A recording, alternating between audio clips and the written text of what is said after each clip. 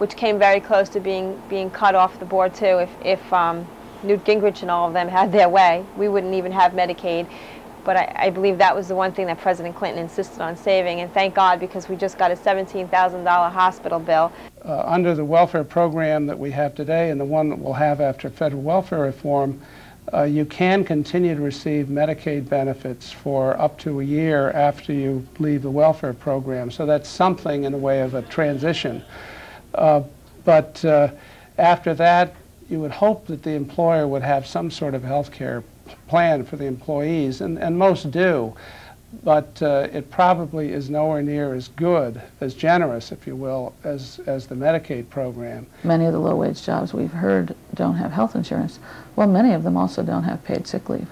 So any kind of illness of the worker or illness of a family member can really basically wind up forcing that family back into dire poverty. The reason I went on welfare this last time was because I had gotten pregnant with my son, and I had to leave his father because he was very, very abusive.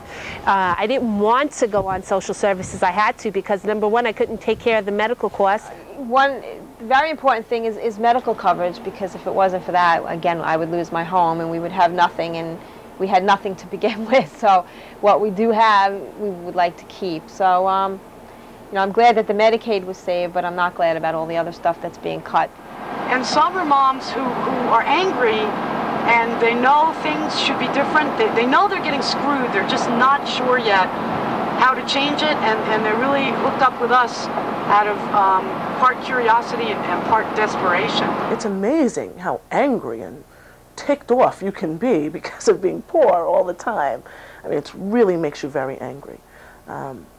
We're socialized to believe when we're children, you know, America is the land of opportunity. You can do anything, you can go anywhere, you can acquire anything. All you have to do is work hard and get ahead.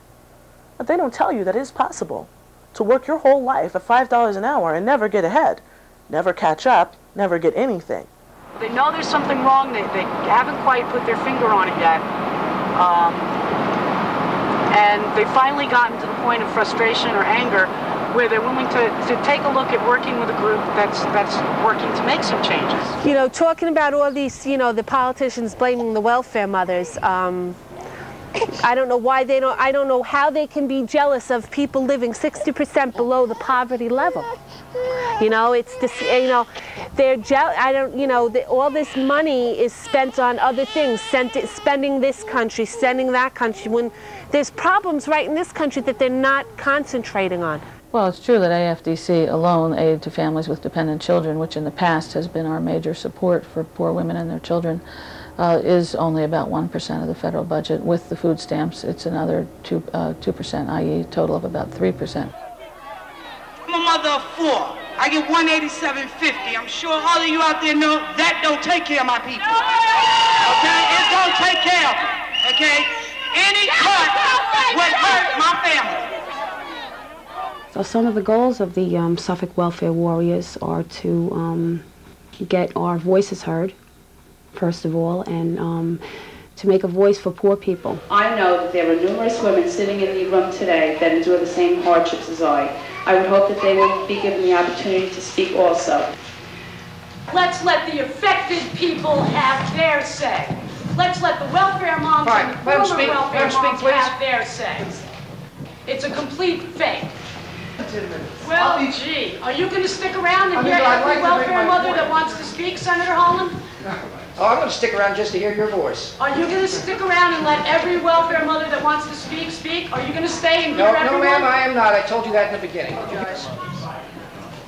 Isn't there a compromise we can reach? Well, the extent of the illusions about these things is easy to detect. I mean, you can look at public attitudes. You find great confusion and ignorance about some of the main factors involved in the whole transfer system, including the nature of the welfare mother. And if you look at women on welfare, these are people who are working. A lot of them, actually, if you look at the backgrounds, a lot of them are people who've suffered seriously, from child abuse and rape up to desertion and other problems. I came to be on welfare about 5 years ago as the result of a domestic violence incident with my husband.